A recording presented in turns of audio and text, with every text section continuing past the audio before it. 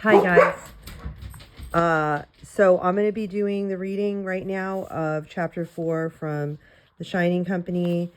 And I'm going to be doing a reading of chapter 5 too for you guys to listen to, because going forward we're going to have to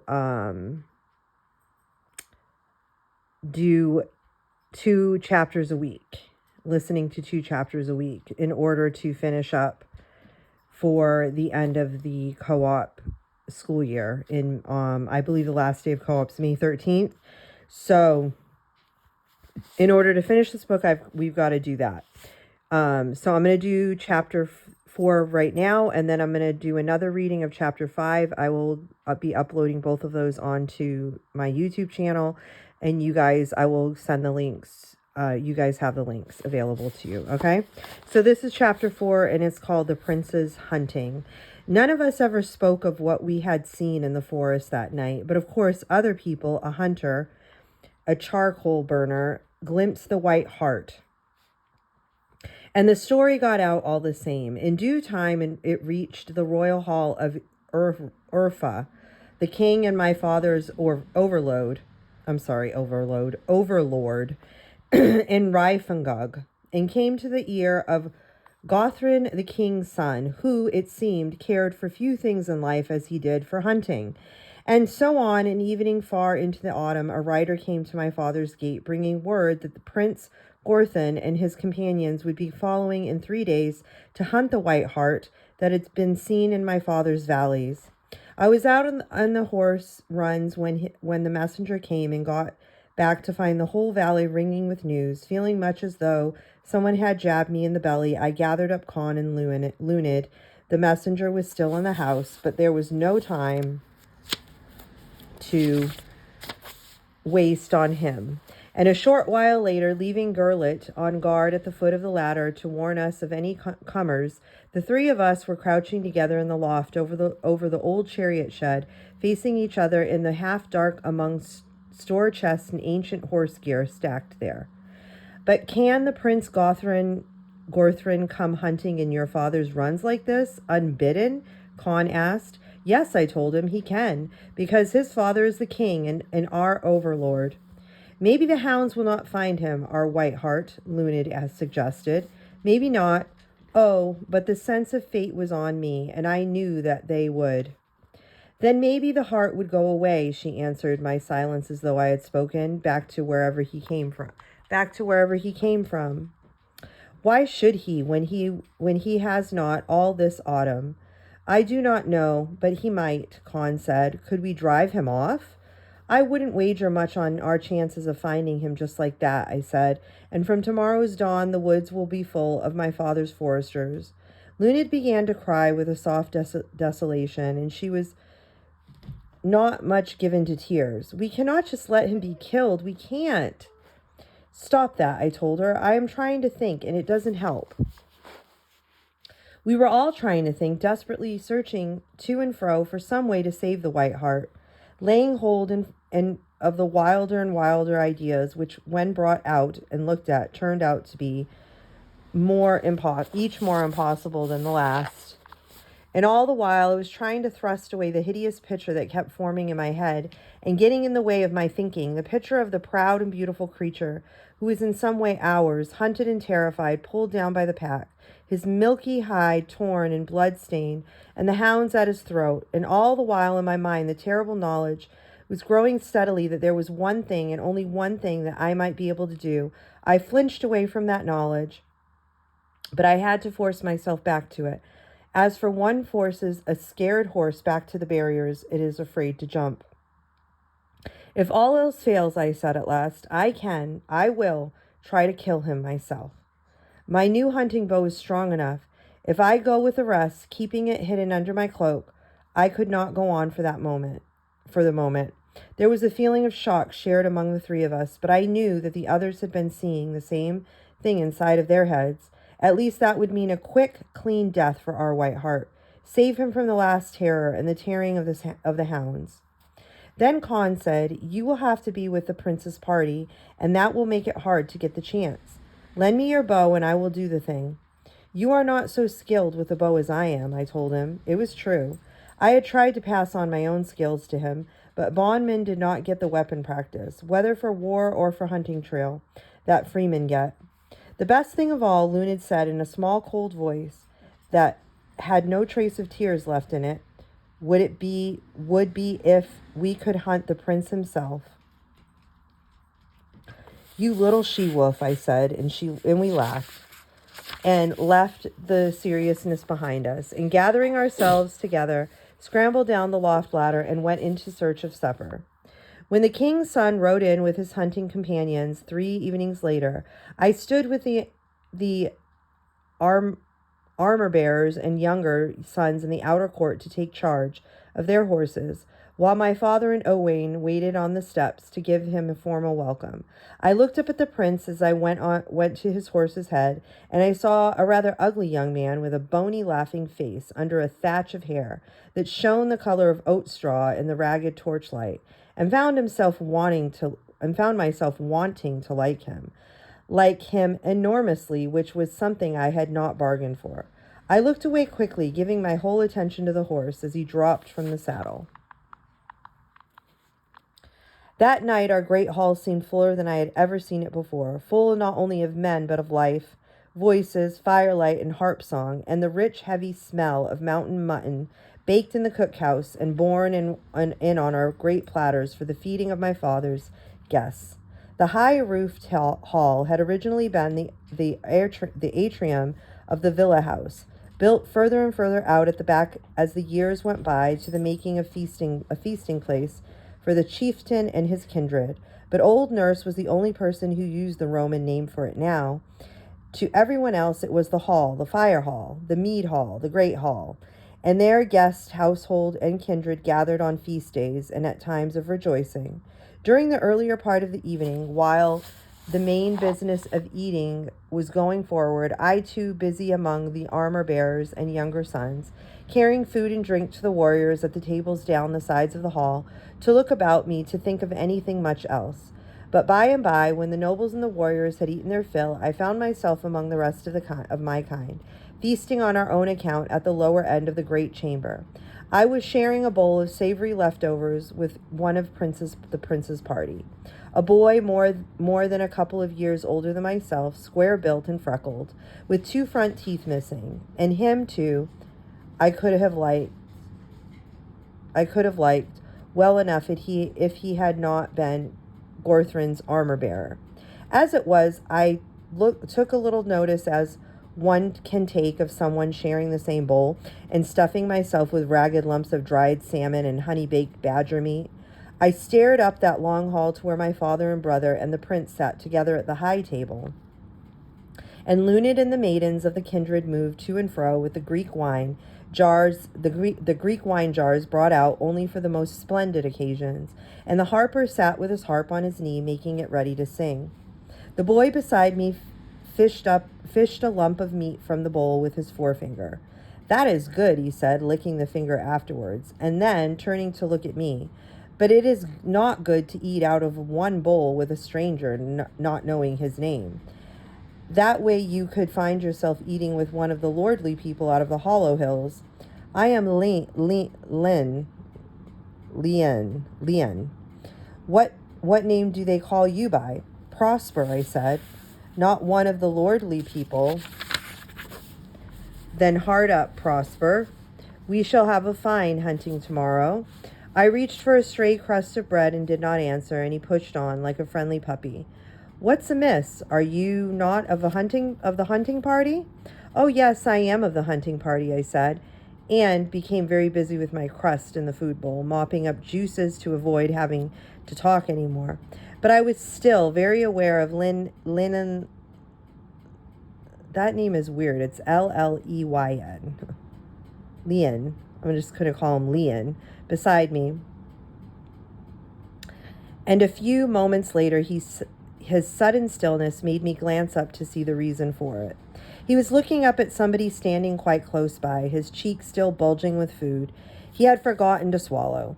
And when I followed the line of his gaze, I saw that Luned had come down the hall with a wine jar for the younger warriors gathered at the lower end of the hearth row. "What maiden is that?" Leon mumbled. "That is Luned," I told him, "my kinswoman." He swallowed his bulging mouthful and said more clearly, "Beautiful she is."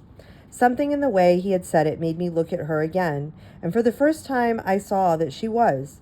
It was not only her best saffron tunic and the little flower-shaped gold drops in her ears. I had never seen her with gold drops in her ears before, not even the flame light making tawny feathers in the dark, heavy braids of her hair. It was that she always had been, only I had not noticed it before. My father, the chieftain, will be marrying her to Owain, my brother, in a year or two, I heard myself saying, chiefly to warn the other boy off. But as soon as that thing was spoken, I found that the thought made a bad taste in my mouth, and I abandoned the wooden bowl to Leon with that was left of the badger juices still in it. Late that night, in my sleeping cell, I made sure that my 3 best arrows were at hand, and checked yet again that I could carry my strung bow unseen under my cloak.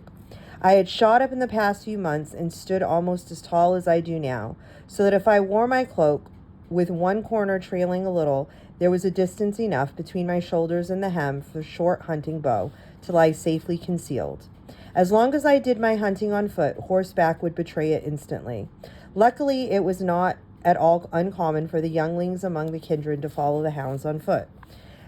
Striding up and down in the swirling the heavy folds about me, I passed on the evening.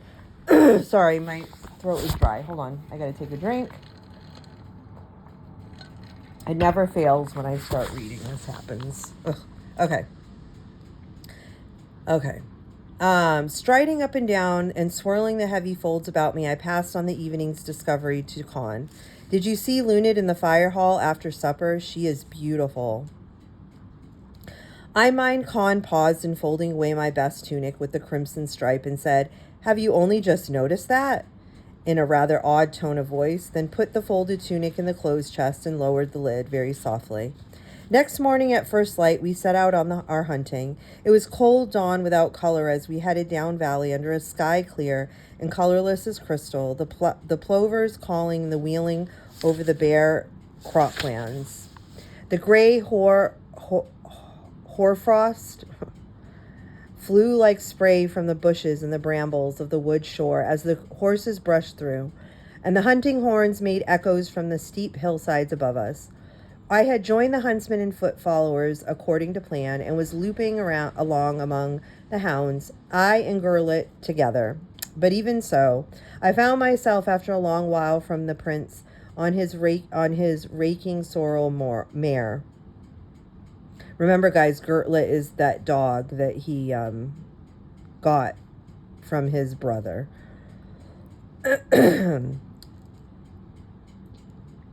Okay. For in the early stretches of the morning, horse and foot and leashed hounds were mingled all together, and I was achingly aware of all the time of what I had hidden under my cloak. Not only because I was afraid every moment that the heel of the bow or that the thrust of the 3 arrows in my belt would betray me, but also because of the thing that I might be going to do with them. I had taken great pains with the arrows, making sure that their feathers lay perfectly, that the iron heads were sharp and polished, deadly and beautiful, the balance perfect, worthy of the great heart. But, oh, my belly was sick within me at the thought of using them. Presently the hounds picked up a scent. They were unleashed, Gurlit with the rest, and for a short while crisscrossed to and fro, questing through the thickets. Then they streaked away, adding the wild sweetness of their own music to the notes of the hunting horns, on an uphill line to the ridge above Naint Fracron, and after them men and horses skeening out like wild geese, myself among them, running with the rest, and torn between excitement and dread. We killed twice that day, but caught neither sight nor scent of the White Hart. And as the day wore on, and the autumn sun came slanting further from the west, I began to hope that despite the forester's report, the beasts had left our hunting runs. But then, with the shadows already lengthening, though sunset was as yet far away, Cabell one of the oldest and wisest of our hounds, flung up his head and gave tongue. The pack were unleashed again, and after a short time of casting about, were off on the new scent, and again the hunt was up and away from them like wild geese through the autumn skies. A few moments before, I had known that I was leg weary, and that carrying a strung bow under my cloak all day had chafed my forearm almost raw, and that if the hounds found again, there was quite simply nothing more that I could do about it. But now, with the hound music in my ears and the horns crying through the autumn woods, I forgot all of that.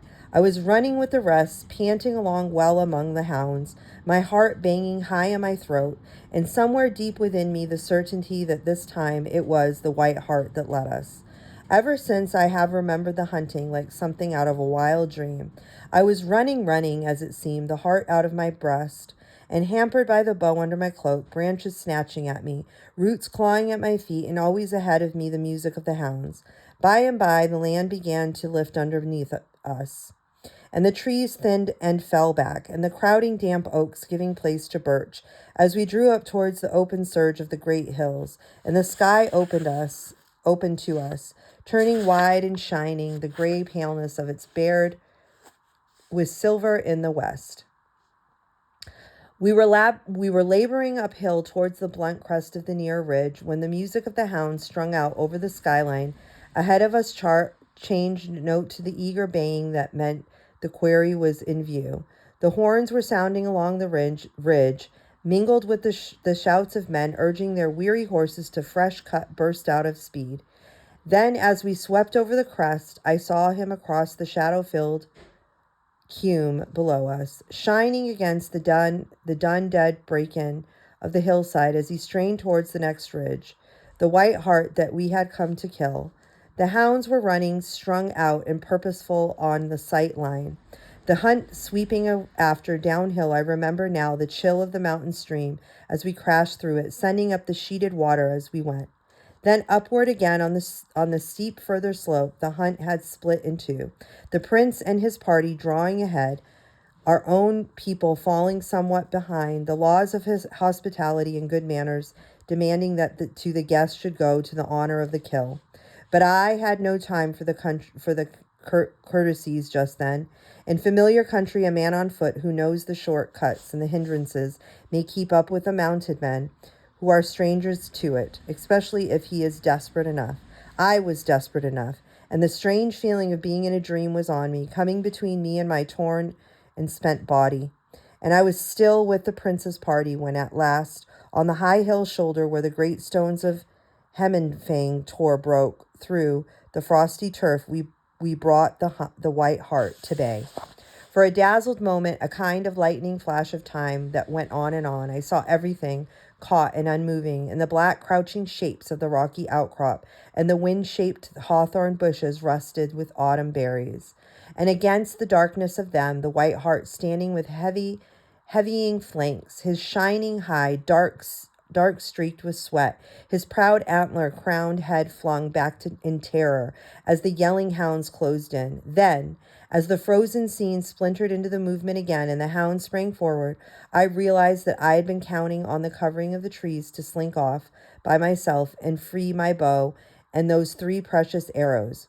Here in the open, with only the sparse hill scrub and the hunt all about me, I would be discovered before I could knock my first arrow to bow. I tried all the same, making to fling back the hammering folds of my cloak, and that was when I had knew suddenly that even if I had the chance, I could not do it. That was a thing I was quite unprepared for. I remember breaking out in a sweat, the struggle and the powerlessness within me. Whether I would have broken through and done the thing in the end, I've no knowing, because in that splinter of time, the miracle happened. From out of the general tumult of men and hounds and horse, one voice rose clear, one of those trained voices that reach across a battlefield and still make sense at the other end. Off! Off, I say! The hunting is over! Call off the hounds! And somebody was urging his horse forward in the midst of the yelling pack, leaning low from the saddle to send his whiplash curling across their backs. Gorthrin the prince, others of his company had joined him, and the horn was sounding again, not to the death, but to the recall. And between the horn and the whiplash of the hounds, unwilling and bewildered by the strange turn of things, were falling back, doubling to and fro among themselves. And suddenly there was no white hart standing at the bay, among the thorn trees and the dark stones. For an instant there was a flicker of white among the bushes, dropping away over the further slope beyond the crest towards Nant Frecon. And then that too was gone. Almost at that moment, Gurlit returned to me. I was looking towards the prince on his startled and fidgeting horse, and I did not see Gurlit come, and so had no time to brace myself for his joyful onslaught. And his forepaws took me on my shoulders unaware, pitching me over backward, my cloak flying wide, and the hidden bow and the arrows in my belt lay bare to view. I had a hand twisted in his collar and was struggling back to the feet almost in the same instant. It was too late. One of our own huntsmen was upon me with a muttered, "Now what's to do, young master?" And I think he would have had me clear out of the way, but the boy Leon was upon me also, dropping from his horse with a shout. Gurlit, half strangled with my hand in his collar, had them both in check for the moment, with a deep sing-song snarling far down in his throat. His hackles were up, and I knew that that at any move from me he would have been at their throat of one or the other of them, which is why I stood very still. And with a brushing and trampling through the dead bracken and half-bare thorns, Gothrin reined in his horse almost on top of us and sat looking down. His face was inquiring more than anything else, his thick brows quirking upward towards the headband of his fine crimson leather that bound back his hair. "It seems you hunt after a different manner from the rest of us this day," he said. I went on standing still and stared back at him. He flicked a finger at my bow. "Or it seems a foolish question. What was that for me?" He asked it in a half breath, for the thing was not for all men's hearing. I shook my head. "For the heart." "Why?" "Better than to be pulled down by the hounds." The prince looked at me consideringly for a few moments. Then he smiled. I have never known any other man with a smile quite like Gothrin's. It was not overbroad, but it had wings to it. "So Prosper, son of Gertonius, you too. And all because the creature has the magic of milky hide. At least I'm not the only moonwit in your father's hunting runs. And I mind that." As I stared up at him across his horse's neck, something a kind of felty went on from me to him, and I knew would not return to me again as long as life lasted, his or mine. The thing was over. He gestured to the other two and stand back and let me be, and swung his horse to me, my father, and the rest of the hunt as they came up. I bent to slip the leash through Gurlit's collar, huddling my cloak close round me once more, somehow surprised, when I looked up again to find that the world unchanged. It should have been changed somehow a little, because I was Prince Gothrin's man, but the change was only in me. I did not think that my father ever came to know of my planned part in that day's hunting. Twan, our huntsman, would never have betrayed me, nor I knew would Gothrin, and Leon, and the few others who had seen what had happened were the prince's men. But when we reached home long after torchlighting time, with the grolached carcasses of the two roe deer slung across the backs of the hunting ponies, and no sign of all of the white hart, word of the prince's strange hunting must have run from kennels to cookhouse to bower almost before the horses were unsaddled, for I had barely reached my sleeping cell where Con rose from his waiting corner with a word and flung off my cloak and handed over bow and arrow and began to strip off my hunting leathers. When Lunid appeared in the doorway, she was clad in her saffron gown for feasting, but with her hair hanging loose and tangled, just as she had escaped from old nurse. "Is it true?" she demanded breathlessly. "Is what true?" I asked. I knew well enough, but I needed time. "He called off the hounds?" "Yes, it is true." Con turned from stacking my bow in the corner. Why would he do that? He asked in the cool, dead level voice of his. I shook my head. I don't know. Maybe when he saw the white hart, he felt the same as we did. "That makes him not at all like most princes," Lunid said. "You having met so many, it makes him a man who would be a good to follow." There was a moment's silence, then Lunid flicked away from the subject in the minnow way of hers. Gwaine would not be pleased. He has made a song about the prince's hunting and the slaying of the white hart. He was going to sing it tonight at the feasting. I pulled my best tunic with the crimson stripe over my head and reached for my belt. Gwaine will just have to change the end of the song, Con said doubtfully. I do not think that you can be changing the end of a song or a story like that as though it were quite separate from the rest. I think the end of the story is part of it from the beginning. There were other songs sung in my father's hall that night, but whether Gwaine the harper agreed with Con or not, the song of the hunting of the white hart was not one of them. With what with weariness and one with another, that is just the only thing that I remember about that night at all. It is the next morning that I remember, sharp-edged as a blade, the first snow of the coming winter flurrying down from Yir Waduf. The horses brought trampling round from the stable court, and the prince and his companions mounting for a homeward ride. I had contrived to be the one to hold Gothrin's stirrup for him.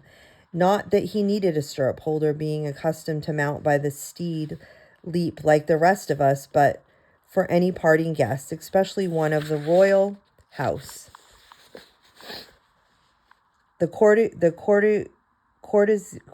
Sorry, I'm like struggling right now. The courtesies must be maintained. He mounted, and I was looking up at him past his bent knee as he thanked me. I mind the fine white flanks settling on his oak-colored thatch, and the huddled shoulders of his cloak, and the quick smile that gave wings to his bony face. I smiled back and heard myself asking the thing. I'm going to be done in a second, honey. Hold on.